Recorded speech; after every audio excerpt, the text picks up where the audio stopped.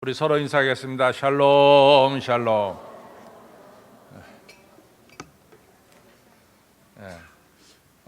오늘 우리 일부 예배는 이 동경에서 오신 우리 일본 성도님들이 같이 예배를 드리고 있습니다. 그래서 우리 이 서울에 일본인 교회가 있습니다. 우리 요시다 목사님께서 목회하시는 교회인데, 그 교회는 우리가 미국에 가면 우리 한국인들이 모이는 한국인 교회가 있고, 일본에 가면 우리 한국 사람들이 모이는 한국인 교회가 있듯이 우리 서울에도 일본인 성도들이 모이는 교회가 있습니다. 워커힐 쪽에 교회가 있는데 바로 그 교회를 목회하신 요시다 목사님 모셨고, 또 일본에서 오신 성도님들 10분이 오늘 같이 예배를 드립니다. 제가 이제 일본말은 전혀 못하거든요. 그래서 요시다 목사님 좀 통역해 주시고, 요시다 목사님하고 우리 일본 성도님 일어나시면은 여러분들 큰 박수로 환영해 주시기 바랍니다.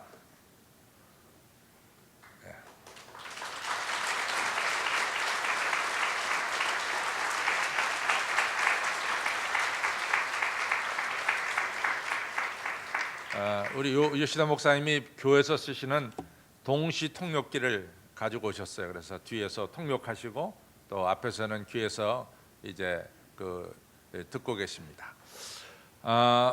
우리가 이제 누가복음 22장을 보면은 예수님께서 이제 최후의 만찬과 함께 예수님의 고난이 누가복음 22장에 나옵니다. 왜냐하면 누가복음이 24장으로 끝나거든요. 그러니까 22장은 예수님의 거의 마지막 생애에 대한 이야기가 나오게 되죠.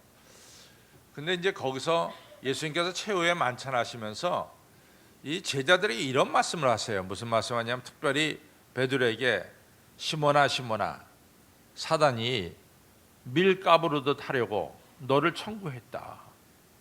그러니까 그때 내가 기도하기를 이 너희 믿음이 없어지지 않도록 내가 너 믿음이 굳건하게 지켜두도록 내가 기도했다. 이런 말씀을 이제 시몬에게, 베드로에게 했습니다. 그랬더니 베드로가 그 말을 듣고 어이구, 예수님 그렇습니까? 이렇게 나오면 좋은데, 베드로가 예수님 저는 절대로 그렇지 않습니다. 저는요 예수님과 함께 옥에도 같이 갈 이런 각오가 돼 있고, 예수님께서 죽는데 이르면은 저도 같이 죽을 각오가 되었습니다. 이렇게 아주 자신 있게 예수님의 말씀에 대해서 반박을 했습니다. 똑같은 누가복음 22장이에요. 지금 말씀한 건 한 20절 때 나오는데, 한 30절, 40절, 50절쯤 가면은 어떤 일이 벌어지냐면은, 드디어 베드로가 이 가야바의 법정에 예수님이 서 있을 때, 베드로는 바깥 뜰에서 그 예수님을 죽이고자 하는 사람들과 함께 이 한밤중에 불을 쬐고 있었죠. 바로 거기서 베드로는 예수님을 3번 모른다고 부인하게 됩니다. 그런데 예수님께서 뭐라고 말씀하냐면, 네가 닭 울기 전에 3번 나를 부인하리라, 이런 말씀을 하셨습니다. 바로 그 말씀이 그대로 이루어지는 거죠. 3번 부인하자마자 닭이 울었습니다. 마태, 마가, 누가, 요한복음에 유일하게 누가복음에서는 예수님께서 이 뒤를 돌아보셔서 베드로의 눈과 예수님의 눈이 부딪힌 것을 이 누가복음만이 자세히 설명하고 있습니다. 베드로가 3번 예수님 부인하고 나서 예수님의 얼굴을 봤어요. 눈과 눈이 부딪혔죠. 그 길로 베드로가 뛰쳐나가서 동산에 가서 통곡하며 울었다라고 성경은 말씀하고 있습니다. 왜 베드로가 울었을까? 저는 한 2가지로 생각해 봅니다. 첫째는 자기가 예수님을 모른다고 부인한 죄 때문에 심히 통곡하며 울었을 것입니다. 또 하나는 정말 이 연약한 자기 자신, 자기가 분명히 얘기했잖아요. 내가 옥에도 같이 가고 또 죽을 자리에도 같이 죽겠다고 제가 마음 먹었는데, 이 자기 자신이 쉽게 그렇게 무너진 것을 보면서 자기를 실망하면서 아마 울지 않았나, 이런 생각이 듭니다. 여러분들 글쎄 그런 경험이 있는지 없는지 모르지만은 저는 아주 화가 나는 때가 있는데 그게 뭐냐면 내 자신에게 대해서 실망하는 때입니다. 뭐 사람마다 다 결심을 하죠. 이제 2013년도 들어서는 뭐 예를 들어서 술을 드시는 분들은 야, 뭐 술이 간에 나쁘다 그러는데 나 간도 안 좋은데 내가 다시는 술 먹지 않아야 되겠다. 이렇게 마음 먹는 분도 계시고 또 담배는 아주 공공에게 폐를 끼치는 거니까 나는 담배를 피워서는 안 되겠다.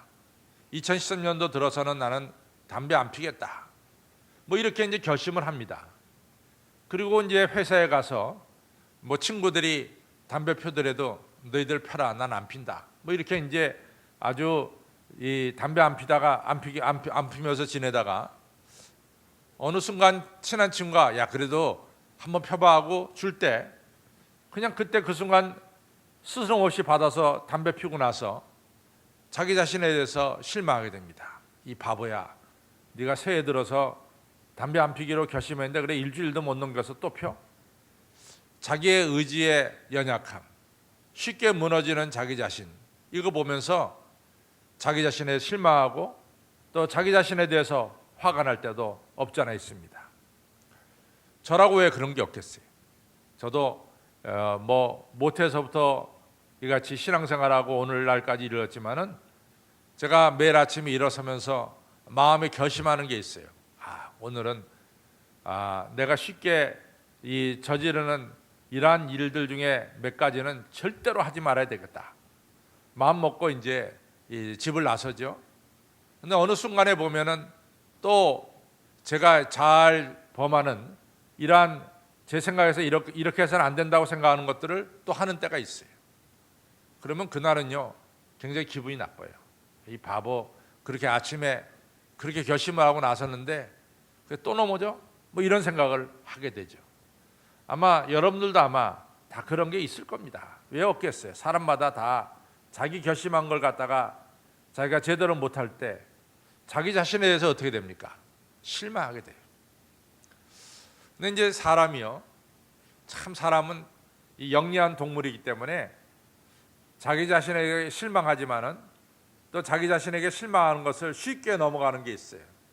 그것은 뭐냐면 역시 나는 나야, 내가 그게 한계지, 뭐 이렇게 얘기하면서 자기 합리화를 시킵니다. 아마 연세 드신 분들은 좀 알 텐데 이 미국의 만화 영화 중에서 뽀빠이라는 영화가 있어요. 뽀빠이 기억나세요? 기억나는 분들 한번 손 들어보세요. 기억나는 분들. 아마 요즘엔 뽀빠이라는 만화 영화가 없는 것 같아요. 옛날에는 있었어요.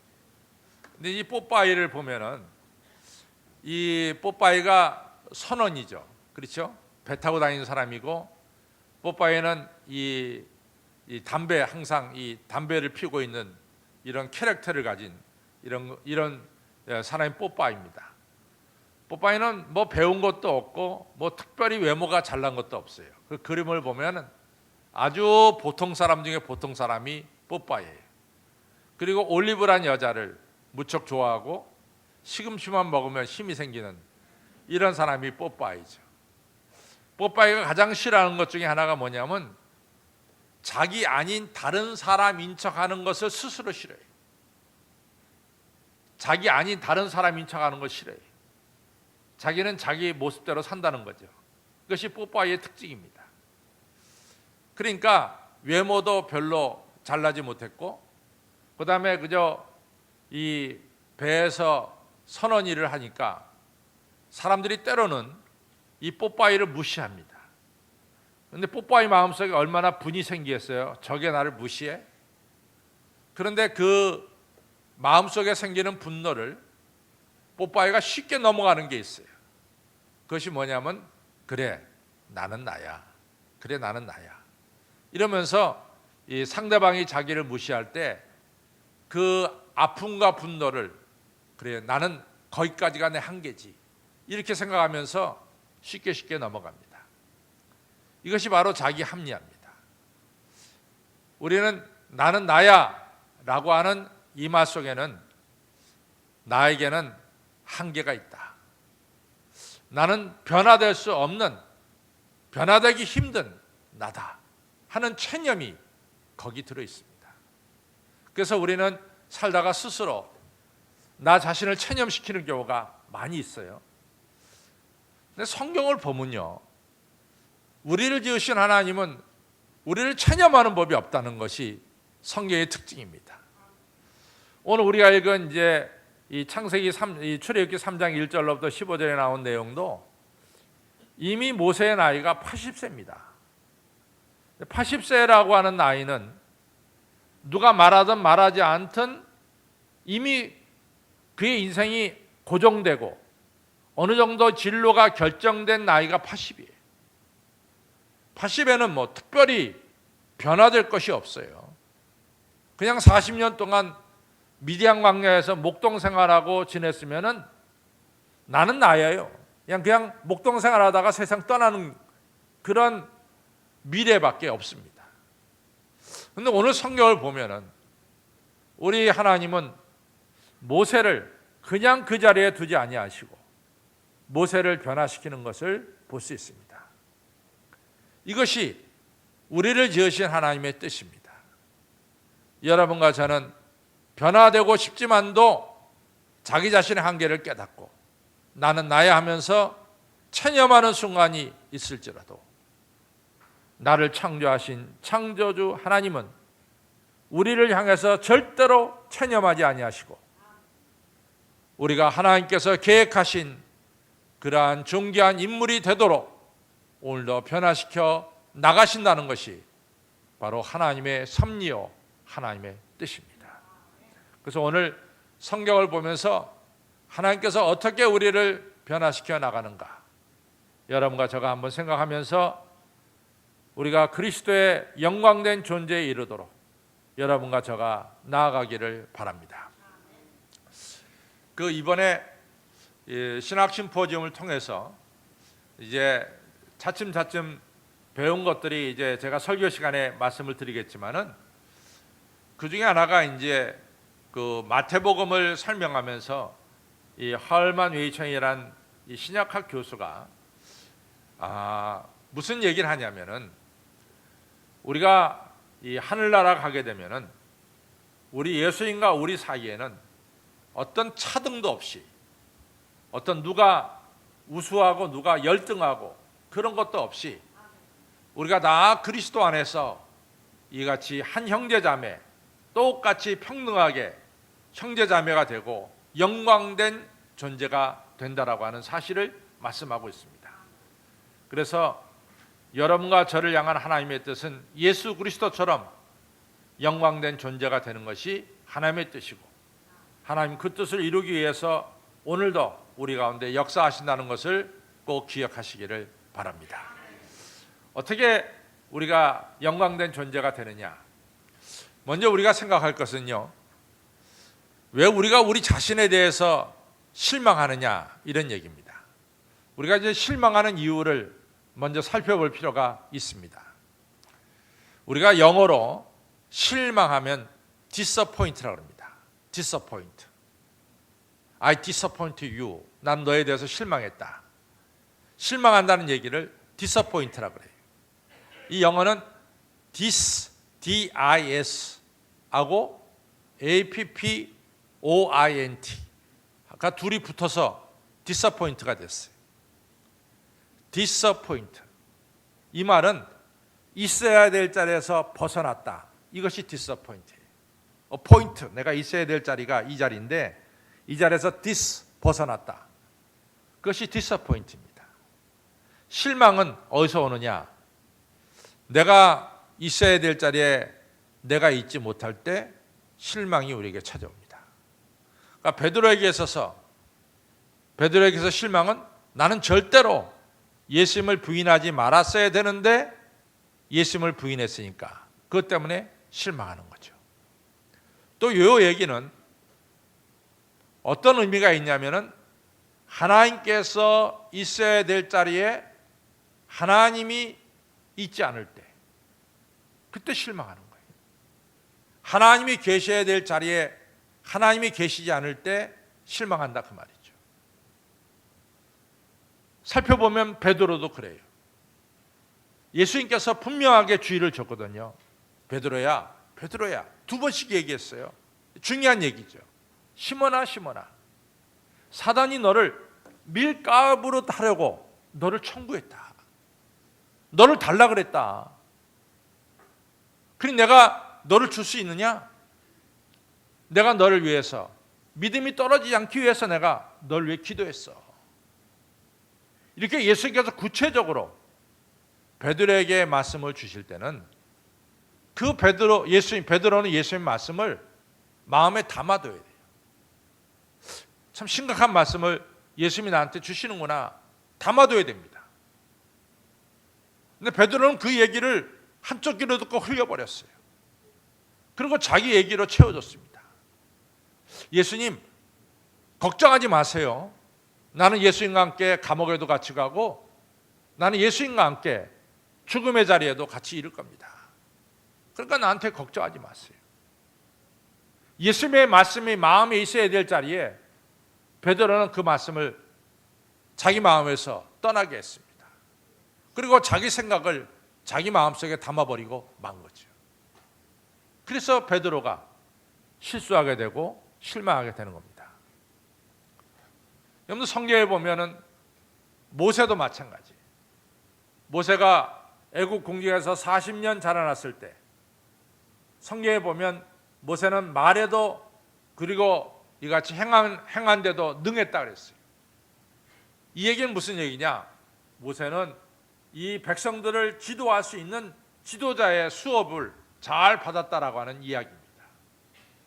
40세 한참 건강한 나이에 모세는 자기의 친어머니 요게벳으로부터 들은 이야기였어요.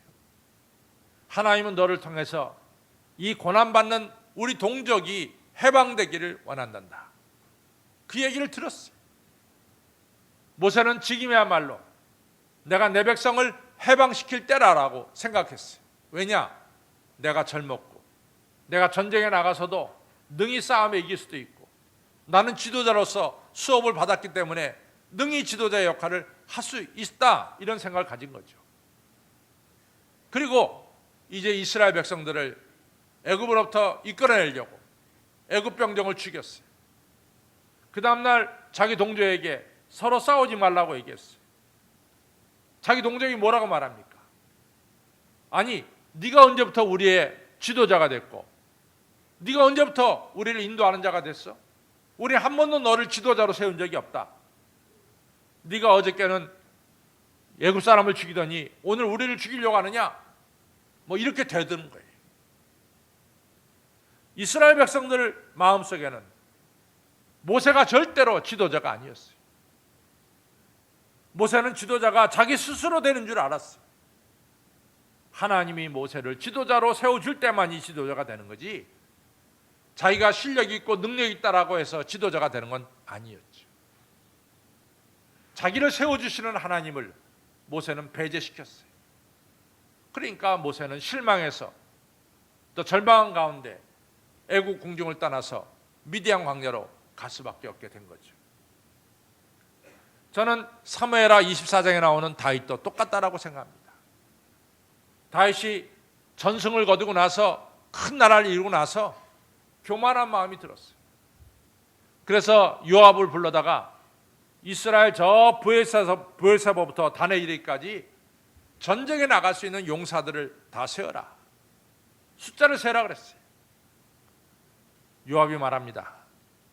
왕이요, 왜 숫자를 셉니까?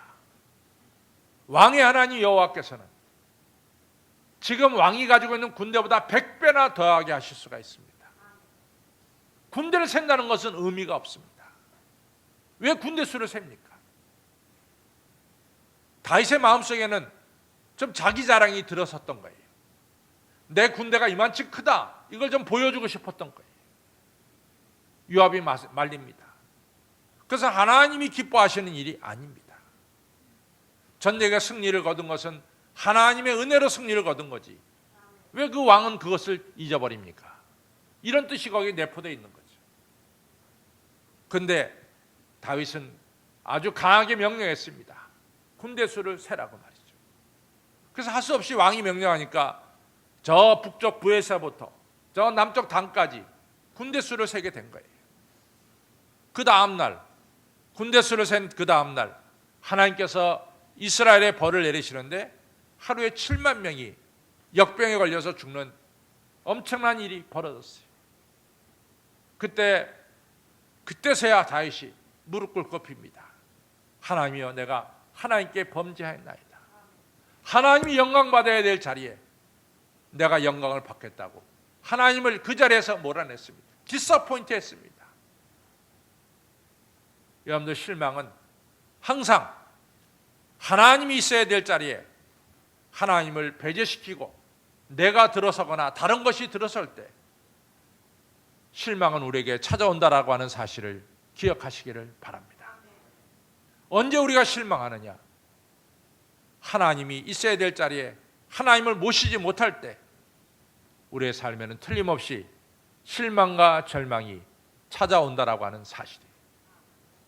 그런데 중요한 것은 여러분과 저는 때로는 나에 대해서 실망하고 때로는 나에 대해서 자포자기하고 그리고 나는 변화될 수 없는 인간이다 이렇게 생각할 때도 없지 않아 있어요. 성경은 한 번도 너는 변화될 수 없는 인간이다 이렇게 단정짓는 적은 한 번도 없습니다. 하나님은 여러분과 저를 향해서 오늘도 그리스도의 영광된 존재가 되기 위해서 여러분과 저를 끊임없이 변화시킨다라고 하는 사실이에요. 그래서 갈라디아 4장 19절에 보면은 내가 해산하는 수고를 또다시 한다. 너희들이 그리스도의 영광된 존재가 되기 위해서 내가 또다시 너희를 해산하는 수고를 한다라고 말씀하고 있어요. 우리가 사람이 다시 태어나는 것이 얼마나 어렵습니까? 그러나 우리 하나님은 여러분과 저를 다시 태어나게 하기 위해서 오늘도 해산의 수고를 마다하지 않고 수고하신다라고 하는 사실이에요. 성도 여러분, 하나님은 여러분과 저를 변화시키기를 원하고 있어요. 그것이 하나님의 뜻입니다. 우리가 오늘 성경에서도 보면은 하나님께서는 모세를 변화시키기 위해서 불보는 떨기나무 가운데서 부르셨어요. 하나님은 우리를 변화시키기를 원하시는 거죠. 우리가 이제 이 만화를 보면요, 동화를 보면은 참 이 동화에 재미있는 이야기가 있어요. 예를 들면은 우리가 미운 오리 새끼, 그렇죠? 이 안데슨 이 작가가 쓴 미운 오리 새끼가 뭐로 변화됩니까? 백조로 변화되죠. 또 피노키오는 나무 인형들이 뭐가 됩니까? 살아있는 사람들이 되죠. 또 미녀와 야수에서는 이 야수가 뭐로 변합니까? 너무나 잘생긴 왕자로 변하죠. 또 뭐가 있을까? 개구리 왕자가 있죠. 개구리가 왕자가 되는 것이 그림이라고 하는 이런 분이 쓴 만화에는 이같이 변화됩니다. 동화에는 항상 주인공이 아주 존귀한 존재로 바뀌어요. 미운 오리 새끼가 백조가 된다던가 또 나무 인형이 진짜 사람이 된다던가 변합니다. 또 그 내용, 사람이 변한다는 내용은 동화나 성경이나 똑같아요. 성경도 여러분과 저를 변화시키는 거예요. 얼마나 변화가 됩니까? 물고기잡이 베드로가 사람 낚는 어부가 되고 또 사람을 죽여가지고 40년 동안 살인자로서 미디안 광야에 살던 모세가 오늘 성경에서 이제 하나님께로부터 사명받아서 이스라엘 민족을 해방시키는 위대한 존재가 되잖아요. 전에는 회방자요, 포행자요, 핍박자였던 사도 바울이 이제는 그리스도를 위해서 목숨을 바치는 이러한 사람으로 변화됩니다. 그러니까 성경이나 이 동화나 변화된다는 데서는 똑같아. 근데 동화는 역시 동화로 끝나요. 그것은 실제로 일어나지 않습니다. 그러나 성경은 실제로 여러분과 저가 새롭게 변화되는 것을 말씀하고 있습니다. 성도 여러분, 하나님은 여러분과 저를 변화시킨다는 것을 꼭 기억하시기를 바랍니다. 그럼 오늘 모세가 어떻게 변화되느냐? 제일 먼저 중요한 게 뭐냐? 모세가 이 떨기나무에 불꽃이 임했을 때 그것을 보려고 돌이켰다는 거예요. 이 얘기 뭐냐? 하나님께로 나아갔다는 겁니다. 하나님이 부르실 때 그는 마다하지 않고 불붙는 떨기나무 가운데 간 거예요. 하나님께로 돌이키는 거예요. 우리를 변화시키는 하나님께로 우리의 몸을 돌려 세우는 겁니다. 우리가 마가복음 2장에서 이 세리 마태가 이 세금을 걷는 일을 했어요. 세리 마태가 예수님의 제자가 되고 마태복음을 저술한 이런 훌륭한 사람이 되는 것은 첫 번째가 뭡니까? 예수님 부르실 때 예수님께로 나온 거예요. 오늘 우리가 꼭 기억해야 될 것은 뭐냐? 나를 변화시키는 예수님께로 우리의 얼굴을 향하시기를 바랍니다. 예수님만이 여러분과 저를 변화시킬 수가 있어요. 그래서 오늘 이 시간도 나를 변화시키는 예수님께로 우리의 몸과 마음과 우리의 얼굴을 향하는 이 시간 되기를 바랍니다. 그래서 이 시간 기도할 때 주여 내가 주님을 바라봅니다. 나를 새롭게 하시는 주님을 바라봅니다. 주님을 바라봐야 돼요. 딴 것이 나를 변화시키는 게 아니에요. 주님을 바라보시기를 바랍니다. 이것이 첫 번째. 두 번째는 주님이 우리에게 주신 목적을 나의 목적으로 삼으세요. 예수님께서 베드로에게 그랬거든요. 너는 이제는 다시는 고기를 잡는 어부가 아니라 사람을 낚는 어부가 될 것이다. 베드로는 그 순간 사람을 낚는 어부라고 하는 이러한 목적을 가지고 살게 됐어요. 또 사도 바울에게 예수님께서는 너는 이방인을 위한 나의 도구가 될 것이다. 사도 바울은 그 순간부터 이방인들에게 예수 그리스도를 증거하는 그것이 삶의 목적이 됐습니다. 모세가 40년 동안 미디안 광야에서 양을 쳤지만은 오늘 성경에서 전능하신 하나님은 모세에 말합니다. 너는 애굽에 가서 고난받는 내 백성을 이끌어내서 이 산에서 나를 경배하라 말이죠. 그것이 모세에게 목적이 됐어요. 성도 여러분, 나를 변화시키시는 분은 하나님이십니다. 우리 주님 바라보시기를 바랍니다. 주님이 여러분과 저에게 주신 목적을 꼭 기억하시기를 바랍니다. 제가 이제 얼마 전에요, 참 저에게 여러모로 이같이 기도해 주시고 참 도와주신 장로님이 한 분 계세요. 뭐 여러 장로님 계시지만 그 중에 한 분이 이제 한일교에 계신 장로님인데, 그 장로님이 이 요양병원에 있다 이렇게 얘기가 들어와서 제가 돌아가셔서 장례식에 가서 참여하는 것보다는 살아계실 때 그래도 한 번이라도 가서 기도하고 말씀을 나누는 게 좋을 것 같아서 제가 이제 그 장로님 계시는 요양병원을 갔어요. 근데 제가 요양병원에 가서 많이 실망했습니다. 그 장로님 꽤 큰 부자인데 왜 자식들이 좋은 요양병원에 보내지 않고 이게 조금 질이 낮은 요양병원을 보냈나 하는 마음의 안타까움이 있어요. 내가 만약에 그 교회 담임 목사라면 이 아들들을 불러다가 얘기를 할 텐데 나는 이미 그 교회 담임 목사가 아니고 내가 한식교회 담임 목사이기 때문에 내가 참관 안 합니다. 그러나 속으로는 내가 마음이 그렇게 편하지 못했어요. 요양병원에 가니까 너무 냄새가 나요. 그래가지고 이 병원이 그렇지 않아도 이 소독이 잘 돼야 되는데 그 요양병원은 그렇게 냄새가 좋지 않아요. 참 하여튼 살아계실 때 그래서 제가 기도하고 성경 읽고 말씀 전하고 왔는데 그래서 제 마음이 그렇게 편치 않습니다. 근데 이 요양병원이 굉장히 관리를 잘해야지 병원이 깨끗하지, 조금 관리가 소홀해지면은 병원은 쉽게 더러워지는 게 병원이라고 생각해요. 근데 이제 미국의 시립 요양병원도 환자는 많고 돌본 사람이 많지 않으니까 이 시립요양병원의 환경이 그렇게 좋지는 않습니다. 그래서 대개 이제 신학교를 들어가면은 신학생들한테 시립요양병원에 가서 이 좀 거기 있는 환자들을 돌보는 이런 일들을 좀 맡겨요. 왜냐하면은 이같이 섬기는 것을 배우게 하기 위해서 일부러 요양병원으로 보내서 신학생이 가서 돕습니다. 어느 신학생 하나가 시립요양병원에 갔어요. 아닌가 다를까 환자는 많고 방마다 가득 찼어요.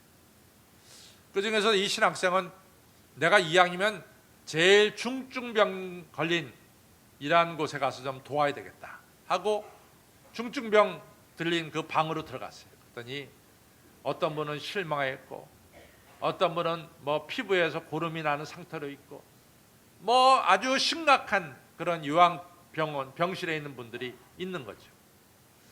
그중에서 이 앞도 잘 안 보이는 어느 할머니를 도우려고 이 신학생이 갔어요.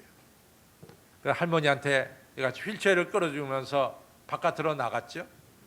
그래서 내가 오늘 할머니한테 뭐 하나 드리고 싶다고. 그때 할머니가 뭐냐 그러니까 이 신학생이 그날 이 장미 한 송이를 가져왔어요. 나는 할머니를 같이 어머니처럼 생각하고 내가 장미꽃을 드립니다. 그때 그 할머니가 그 장미꽃의 냄새를 맡으려고 무척 애렸습니다. 그러나서 그 할머니가 말합니다. 이 장미꽃 냄새가 참 좋습니다.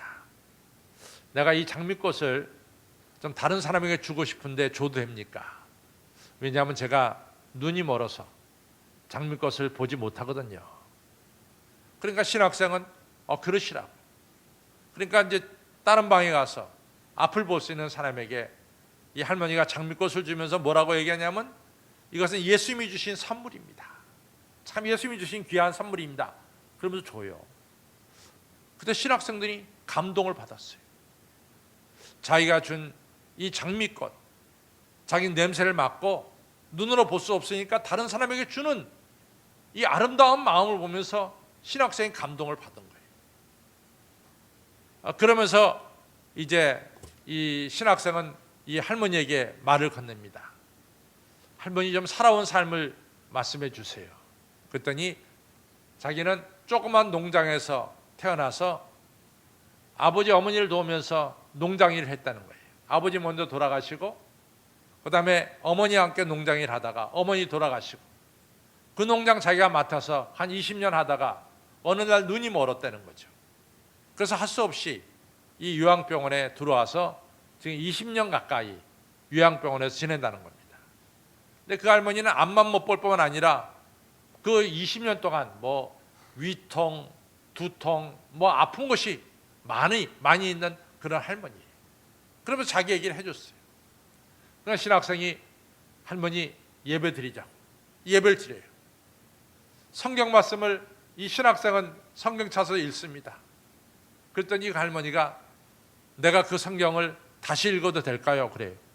그러니까 이 신학생이 아니 앞을 못 보시는데 어떻게 읽습니까? 그냥 신학생이 읽은 성경 구절을 한 자도 틀림없이 달달달달달달 외워서 읽는 거예요. 신학생이 깜짝 놀랐어요.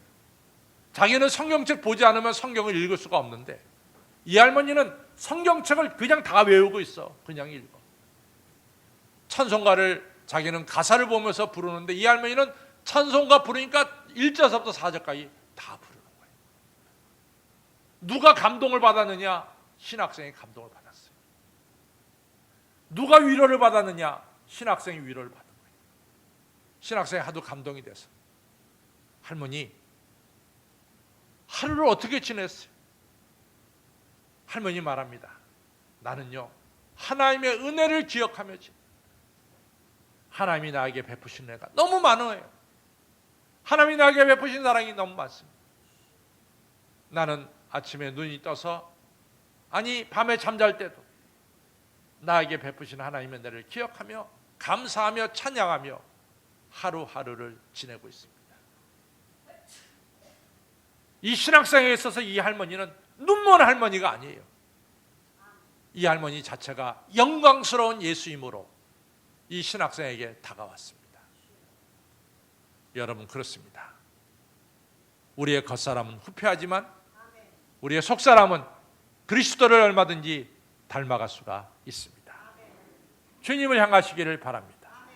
주님이 주신 목적이 나의 목적이 되기를 바랍니다. 주님을 생각하면서 지내시길 바랍니다. 주님과 같은 영광스러운 존재로 우리 주님이 여러분과 저를 변화시켜 주실 것입니다. 기도하겠습니다. 아버지 하나님 감사합니다.